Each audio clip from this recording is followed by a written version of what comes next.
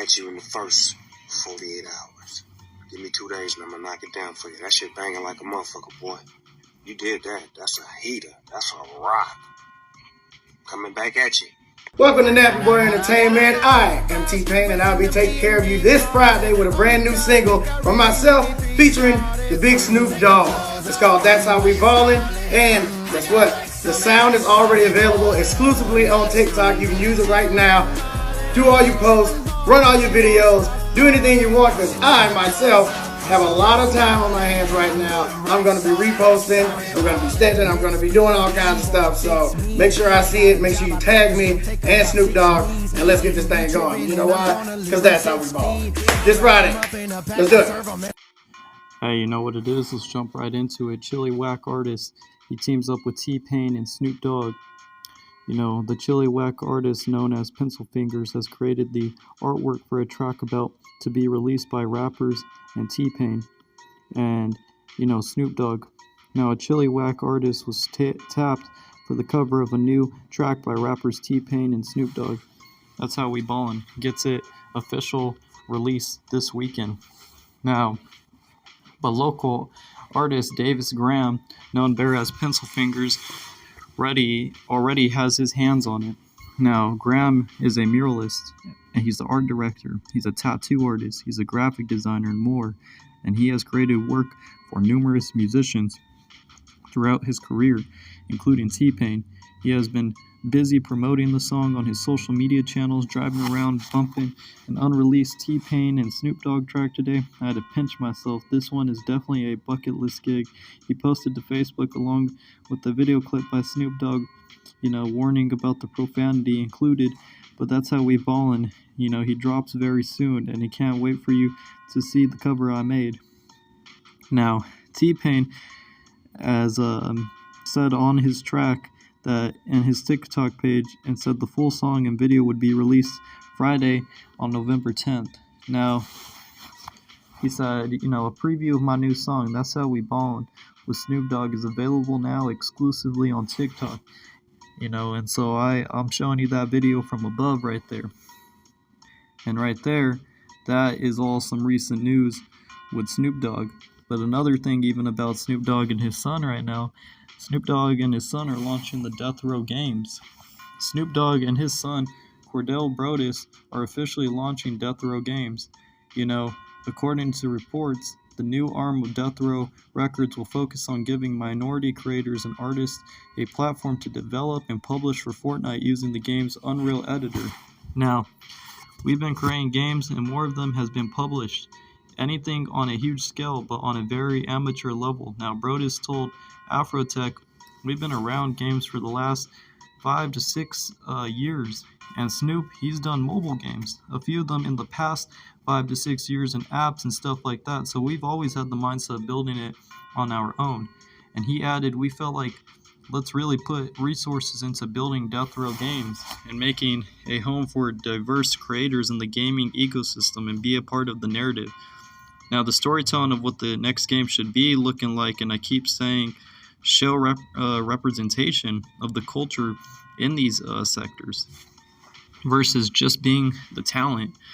And, you know, we wanted to make sure that we're part of the decision that's being made, and more importantly, tell those stories from diverse creators and focus on creatives in undeserved communities, you know.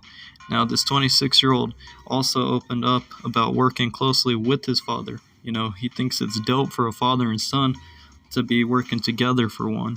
And that is pretty cool, actually, that him and his father are about to run this business together. You know, the good things are to come, and my congratulations go out to, you know, him and his son. Like, you can't really hate on that. That's pretty smart on their end, and it's a very cool new thing that's about to start opening up and have a beginning to. Now, and for two, he's 51 years old, so he may be out of touch with some of these things, his son continued on. And I'm always there to keep him up to speed and translate information to him in a tone that he can understand.